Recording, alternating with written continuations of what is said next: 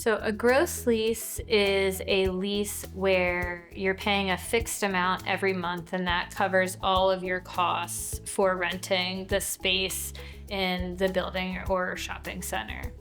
So that might be appropriate for smaller startup businesses where you want a predictable cost every month so that you know exactly what to expect from one month to the next. The pros of a net lease are that you are sharing the expenses of the building with all of the other tenants in the building. So you're only paying your percentage share. They call it a pro rata share. It's based on your particular square footage in the building. The cons of a triple net lease are that the costs are somewhat unexpected or unpredictable at times. So you don't know if there might be some larger charges from one year to the next.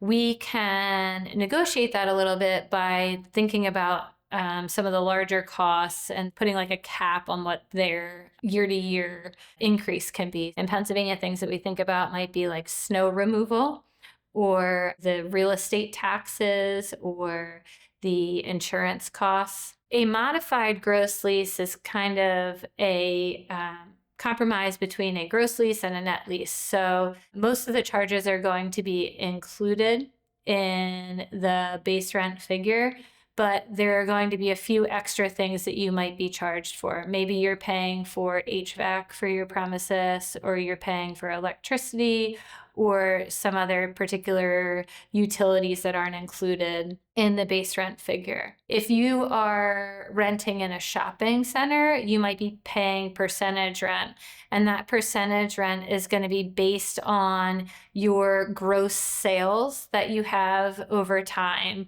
You may have to pay percentage rent as your gross sales exceeds a certain amount.